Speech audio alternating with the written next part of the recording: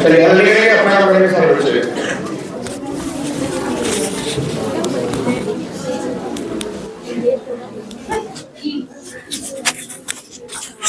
चलिए हेडिंग डाल दिए सबको, सबको हेडिंग डाल दिया। सारे बच्चों ध्यान से हमारी बातों को सीखने और समझने का प्रयास करेंगे, हल्ला नहीं करेंगे।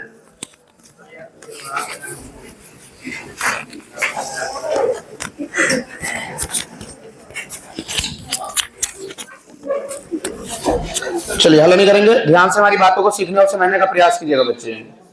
देखिए सबसे पहले आप लोग को इससे नहीं क्या दिखाई दे रहा है, दिखाई दे रहा है ना।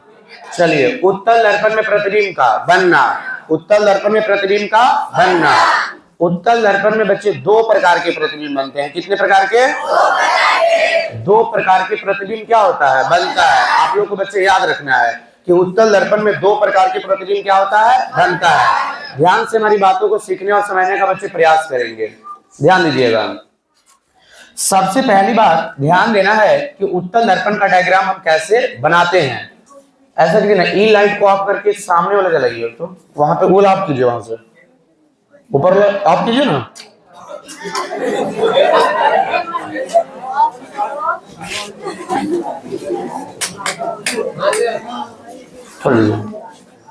चलिए हल नहीं करेंगे। उत्तल दर्पण में प्रतिबिंब का बनना का डायग्राम सबसे पहले बनाएंगे बच्चे उत्तल दर्पण।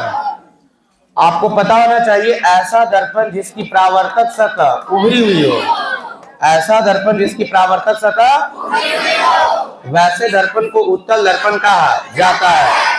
जिसका परावर्तक सतह उभरी हुई रहती है उस दर्पण को बच्चे हम कहते हैं उत्तल दर्पण। उस दर्पण को क्या कहते हैं, उत्तल दर्पण। दिखाई दे रहा है सबको? अब यहाँ पे सबसे पहली बात ध्यान ये देना है कि सबसे पहली बात इसमें देखिए गोलीय दर्पण, जिस खोखले गोले का एक भाग होता है उस गोले के केंद्र को गोलीय दर्पण का वक्रता केंद्र को निरूपित करते हैं सी से। तो यहाँ पर हो जाएगा क्या, सी। दर्पण के मध्य बिंदु को दर्पण का ध्रुव कहा जाता है। ध्रुव को पी से निरूपित किया जाता है। ध्रुव को किससे? अब वक्रता केंद्र और ध्रुव को क्या कर देंगे, मिला देंगे, तो बन जाएगा मुख्य अक्ष या प्रधान। मुख्य अक्ष या कौची, प्रधान। और इसके बीच में रहेगा फोकस। इसके बीच में क्या रहेगा? अब सुनिए हमारी बातों को ध्यान से, सारे बच्चे ध्यान से हमारी बातों को सीखने और समझने का प्रयास करेंगे। तो देखिए सबसे पहले उत्तल दर्पण में जो प्रतिबिंब का जो बनना होता है बच्चे, बिल्कुल सिंपल होता है। उत्तल दर्पण में मात्र दो वस्तु का स्थिति होता है। कितने वस्तु का स्थिति? ध्यान दीजिएगा मन से एकदम, जो हम बता रहे हैं बच्चे ध्यान से, जो गहराई से हमारी बातों को सुन लिया और समझ लिया वो बहुत अच्छा हो जाएगा। इसलिए हमारी बातों को बढ़िया से सीखने और समझने का बच्चे प्रयास करेंगे। तो अब देखिए जैसा कि आप यहाँ देख रहे हैं, यहाँ पे मात्र दो वस्तु का स्थिति होगा। कितने वस्तु का स्थिति? सुनिए पहले, सबसे पहले आप यहाँ देख रहे होंगे कि अगर हम इस वस्तु को ऐसे रखें, जब हम इस वस्तु को हम ऐसे रखेंगे तो इसको बच्चे कहेंगे कि यह अनंत पर है। कहाँ है? एकदम ध्यान देना, गहराई से हमारी बातों को सुनना। ऐसे जब वस्तु रहेगा तो हम कहेंगे कि यह अनंत पर है। कहाँ है? इसको अनंत पर बोलेंगे।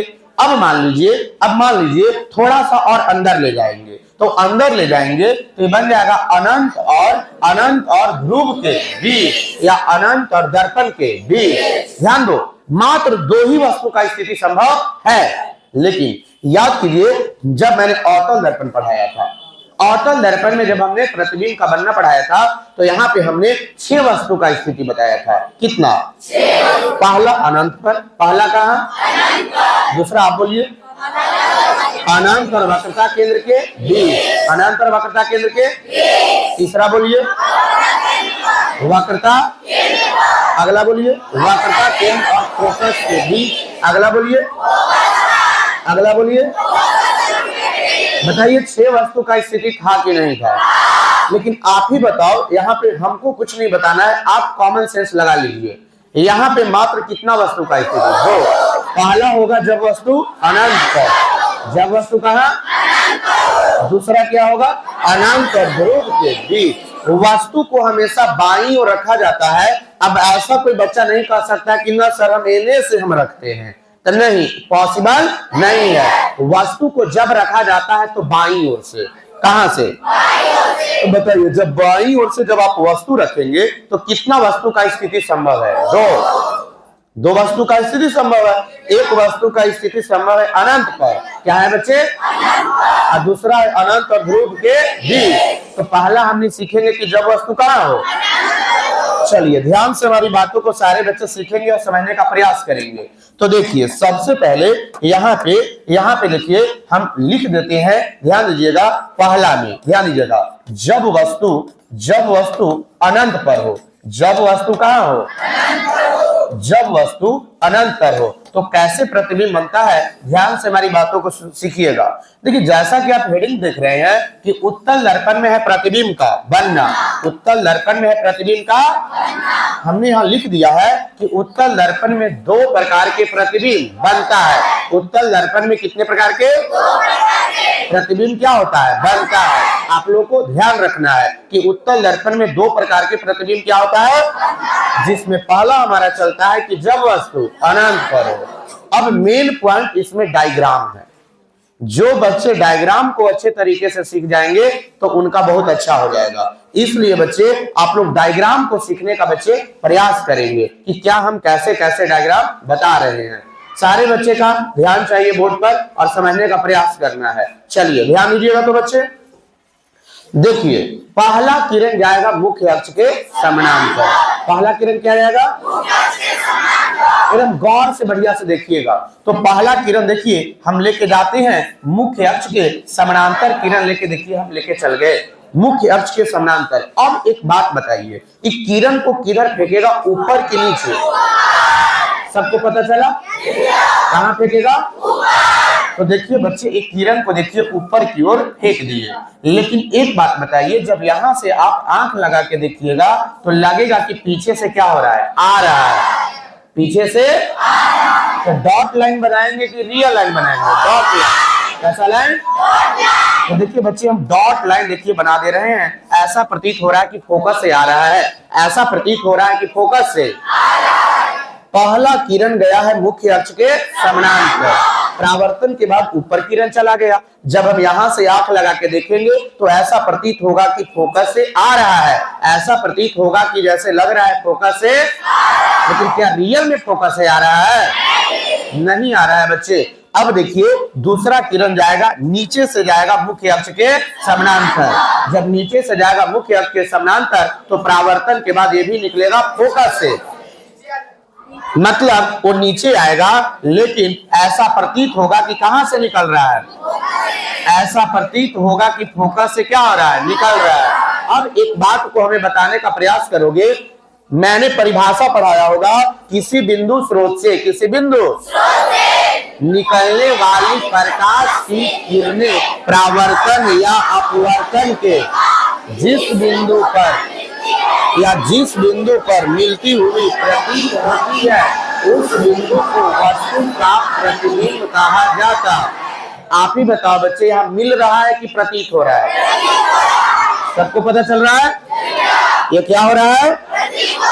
तो बोलिए, वास्तविक होगा कि काल्पनिक? बहुत अच्छी बात। अब यहाँ पे सबसे पहली बात आप यहाँ पे गौर कर रहे होंगे कि जब वस्तु अनंत पर था अवतल दर्पण में भी, तो वहां पे भी प्रतिबिंब बनता था फोकस पर। यहाँ पे भी हम देख रहे हैं कि जब वस्तु अनंत पर है तो वस्तु का प्रतिबिंब कहाँ बन रहा है? फोकस पर ही बच्चे क्या हो रहा है? बन रहा है। तो सबसे पहली बात हम यहाँ पे लिखने का प्रयास करेंगे। यहाँ पे लिखने का प्रयास करेंगे, सारे बच्चे एकदम बोर्ड पर देखते रहेंगे, हल्ला बिल्कुल नहीं। प्रतिबिंब का स्थान क्या लिखेंगे? तो आप ही बताइएगा, प्रतिबिंब का स्थान कहाँ बन रहा है? फोकस पर। प्रतिबिंब का स्थान सबको देख रहा है क्या? प्रतिबिंब का स्थान कहाँ? फोकस अर्थात एक पर। फोकस अर्थात कहाँ? अब हम चलते हैं बच्चे, ध्यान दीजिएगा। प्रतिबिंब का प्रकृति, प्रतिबिंब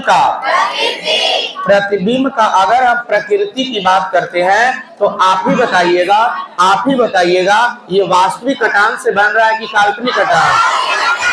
तो काल्पनिक प्रतिबिंब सीधा कि उल्टा? तो कहेंगे काल्पनिक और सीधा। क्या कहेंगे बच्चे? काल्पनिक और सीधा, काल्पनिक और कौची सीधा। अब हम लेके चलते हैं प्रतिबिंब का आकार। प्रतिबिंब का आकार ध्यान देना है सारे बच्चे को। प्रतिबिंब का यदि हम आकार में लेके चलते हैं तो आप ही बताओ, एकदम बिंदु जैसा, बिंदु पर जाकर मिल रहा है तो कहेंगे बिंदु मात्र के समान। किसके समान? तो कहेंगे प्रतिबिंब का आकार में बिंदु मात्र के समान, बिंदु मात्र के कौची समान। अर्थात वस्तु के अपेक्षा, अर्थात किसके अपेक्षा? वस्तु के अपेक्षा। अर्थात वस्तु के अपेक्षा छोटा लिखेंगे कि बहुत छोटा? बहुत अच्छा बच्चे, बहुत छोटा, वस्तु की अपेक्षा बहुत छोटा। तो देखिए कितना सिंपल डायग्राम था। मेन जो बच्चे डायग्राम पर फोकस कर लेंगे उनको बिल्कुल 100% समझ में आते रहेगा। तो देखिए यहाँ पे हमने वस्तु को रखा अनंत पर, वस्तु को रखा तो प्रतिबिंब कहाँ बना? फोकस पर। कहाँ बना? यह प्रतिबिंब काल्पनिक होगा, सीधा होगा और वस्तु की अपेक्षा बहुत ही छोटा। अब सेकंड आप लोग समझ रहे हैं कि वस्तु कहाँ जाएगा? अनंत और ध्रुव के बीच। तो देखिए सेकंड भी हम लोग कर लेते हैं बच्चे, ध्यान दीजिएगा, फिर आप लोग दोनों को बढ़िया से लिखवा देंगे। ध्यान दीजिएगा, ध्यान दीजिएगा। सेकंड पॉइंट को सारे बच्चे समझने का प्रयास करेंगे। जब वस्तु ध्यान दीजिएगा, जब वस्तु अनंत, जब वस्तु कहाँ? और जब वस्तु अनंत और ध्रुव, ध्रुव अर्थात टी, ध्रुव अर्थात कौची टी, अनंत और ध्रुव के बीच हो, अनंत और ध्रुव के कौची एकदम पढ़ाई पर फोकस करना है, पढ़ाई पर फोकस करते रहना है। जो बच्चे कंसंट्रेशन होकर हमारी बातों को सुनेंगे वो बहुत अच्छे हो जाएंगे। जब वस्तु अनंत और ध्रुव के बीच हो, जब वस्तु अनंत और ध्रुव के बीच हो। सिंपल सी बात, सबसे पहले आप लोग को ध्यान देना, एक बनाना है उत्तल दर्पण। ऐसा दर्पण जिसकी परावर्तक सतह उभरी हुई होती है, वैसे दर्पण को उत्तल दर्पण कहा। तो बोलिए बच्चे ये कौन सा दर्पण है? उत्तल दर्पण है। कौन सा दर्पण है? गोलीय दर्पण। जिस खोखले गोले का एक भाग होता है उस गोले के केंद्र को गोलीय दर्पण का वक्रता केंद्र का, वक्रता केंद्र को C से निरूपित किया। आप ही बताओ बच्चे, इसका वक्रता केंद्र दर्पण के सामने होगा कि दर्पण के पीछे? सामने। बोलिए बच्चे। और दर्पण के पीछे हमने बना दिया वक्रता। दर्पण के मध्य बिंदु को दर्पण का ध्रुव कहा जाता है। ध्रुव को P से निरूपित किया। वक्रता केंद्र और ध्रुव को मिलाने वाली रेखा को मुख्य अक्ष या प्रधान अक्ष कहा। और इसके बीच में होता है बच्चे फोकस। अब वस्तु हमारा आगे बढ़ेगा और आगे बढ़ के जाएगा वस्तु अनंत और P के बीच। तो देखिए वस्तु को देखो बच्चे, हमने अनंत और P के बीच रख दिया। अगर आप ऐसे रख दोगे वस्तु को तो ये पुनः बन जाएगा अनंत पर, ये पुनः बन जाएगा। आपको रखना है कहाँ? अनंत और ध्रुव के बीच, अनंत और ध्रुव के। इसलिए हम वस्तु को अनंत और ध्रुव के बीच रख देंगे। देखिए ये हमारा वस्तु है जो अनंत और ध्रुव के बीच है। पीछे से सारे बच्चे को दिखाई दे रहा है अथवा नहीं दे रहा है? जब वस्तु अनंत और ध्रुव के बीच हो, जब वस्तु अनंत और ध्रुव के बीच हो, पहला किरण जाएगा मुख्य अक्ष के। देखिए कोई भी दर्पण हो, अवतल दर्पण हो चाहे उत्तल दर्पण हो, एक किरण आपका जाएगा मुख्य अक्ष के। तो देखिए इसमें भी किरण बच्चे जाएगा मुख्य अक्ष के समानांतर। देखिए पहला किरण हम लेके जा रहे हैं, ध्यान दीजिएगा, मुख्य अक्ष के समानांतर। तो परावर्तन के बाद देखिए ऊपर जाएगा, लेकिन ऐसा प्रतीत होगा कि कहां से निकल रहा है? देखिए ऐसा प्रतीत हो रहा है जैसे लग रहा है फोकस से आ रहा है। अब दूसरा किरण, मेन पॉइंट इसमें है दूसरा किरण। सुन लेगा सारे बच्चे बढ़िया से। दूसरा किरण दर्पण पर लंबवत पड़ता है, ध्यान रखो। दूसरा किरण दर्पण पर लंबवत पड़ता है, ध्यान दीजिए सारे बच्चे, लंबवत पड़ता है। और लंबवत किरण लंबवत का होता है, लेकिन ऐसा प्रतीत होता है कि कहां से निकल रहा है? वक्रता केंद्र से। कहां से प्रतीत हो रहा है? दोनों किरण देखिए यहाँ पे जाके कट गया, दोनों किरण देखिए यहाँ पे जाके क्या हो गया, कट गया। जहां कटेगा वही वस्तु का प्रतिबिंब बनेगा। आप ही बताओ सीधा प्रतिबिंब है कि उल्टा? बोलिए सीधा। तो अब सबसे पहली बात आप लोग को बच्चे यहाँ पे ध्यान ये देना है कि अगर हम बात कर लेते हैं प्रतिबिंब का स्थान, प्रतिबिंब का, तो आप बताओ किरण कटा कहाँ? P और F के बीच। कहाँ कटा? तो प्रतिबिंब का स्थान कह देंगे P और F के बीच, P और F के कौची बीच, P और F के बीच प्रतिबिंब का स्थान हुआ P और F के। आप ही अब बताइए बच्चे, हम कुछ नहीं बताएंगे, प्रतिबिंब का प्रकृति आप खुद से बताओगे। बोलिए काल्पनिक और सीधा, काल्पनिक और सीधा, काल्पनिक और सीधा बन रहा है। आप डायग्राम में भी देख रहे हैं, और चूंकि यह काल्पनिक कटान से बन रहा है इसलिए यह काल्पनिक होगा और सीधा होगा। अब आप लोग को पता चल रहा है कि काल्पनिक प्रतिबिंब हमेशा क्या होता है, लेकिन यहाँ पे हमें नहीं दिखाई दे रहा था कि यह सीधा कैसे है, क्योंकि यह बिंदु मात्र के समान था। हमें इतना छोटा प्रतिबिंब दिख रहा था, मतलब इतना प्रतिबिंब छोटा था कि हम लोगों को दिखाई पड़ रहा था, इसीलिए यहाँ पे सीधा उल्टा के बारे में हम लोग को नहीं पता चला। लेकिन जैसा कि आप यहाँ देख रहे हैं बच्चे कि यहाँ पे काल्पनिक प्रतिबिंब सीधा नजर आ रहा है, इसीलिए हमने लिख दिया काल्पनिक और सीधा। तीसरी बात हम लिखेंगे प्रतिबिंब का आकार, प्रतिबिंब का। आपको अब बताना है बच्चे, प्रतिबिंब का यदि हम आकार की बात करते हैं तो बताइएगा प्रतिबिंब का जो आकार है, अच्छा बताइएगा वस्तु की अपेक्षा छोटा है कि बड़ा? पिछला फिगर में था वस्तु की अपेक्षा बहुत ही छोटा, वस्तु की अपेक्षा बहुत ही, लेकिन ये है वस्तु की अपेक्षा, तो यहाँ पे लिखेंगे वस्तु के अपेक्षा छोटा। ध्यान दीजिएगा, वस्तु के अपेक्षा छोटा, वस्तु के अपेक्षा, वस्तु के अपेक्षा छोटा प्रतिबिंब बनता है। ध्यान से हमारी बातों को सुनिएगा और समझिएगा। अब देखो एक बात यहाँ पे, पॉइंट यहाँ पे समझने वाली बात क्या है, उत्तल दर्पण मात्र दो ही प्रकार के प्रतिबिंब को क्या करता है, बनाता है। उत्तल दर्पण मात्र कितने प्रकार के प्रतिबिंब को क्या करता है? उत्तल दर्पण मात्र दो प्रकार के ही प्रतिबिंब को क्या करता है, लेकिन दोनों प्रतिबिंब बताइए सीधा है कि नहीं है?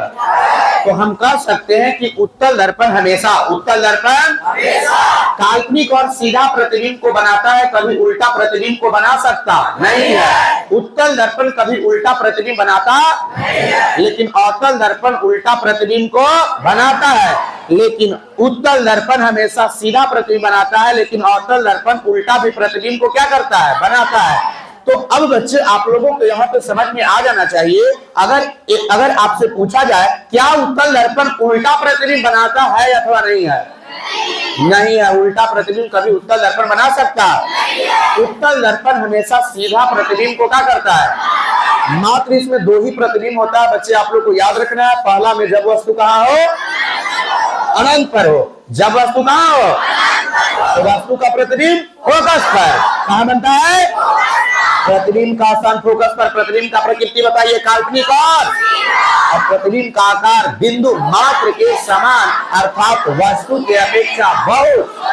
और अगला था कि जब वस्तु अनंत और P के बीच हो तो ऐसी कंडीशन में किरण आरेख आप लोग को ध्यान देना है, प्रतिबिंब का स्थान P और F के बीच होगा और प्रतिबिंब का प्रकृति काल्पनिक और सीधा होगा और प्रतिबिंब का आकार वस्तु की अपेक्षा। चलिए बच्चे कॉपी निकालेंगे, कॉपी निकालेंगे। इसमें आप लोग को हेडिंग देना था, ध्यान दीजिएगा, उत्तल दर्पण में प्रतिबिंब का बनना। हेडिंग हो गया था, हेडिंग डालिएगा सारे बच्चे। चलिए नीचे लिखिएगा, उत्तल दर्पण में दो प्रकार के प्रतिबिंब बनते हैं। उत्तल दर्पण में दो प्रकार के प्रतिबिंब क्या होते हैं, बनते हैं। उत्तल दर्पण में दो प्रकार के प्रतिबिंब बनते हैं। उत्तल दर्पण में दो प्रकार के प्रतिबिंब बनते हैं। उत्तल दर्पण में दो प्रकार के प्रतिबिंब क्या होते हैं, बनते हैं। हेडिंग हो गया।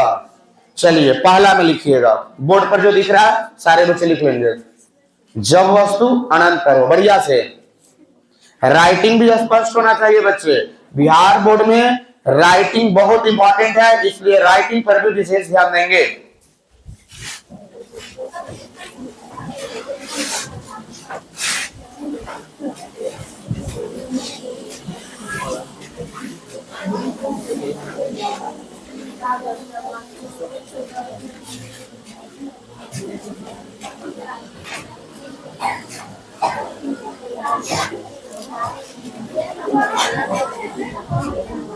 लिखा रहे हैं सारे बच्चे को।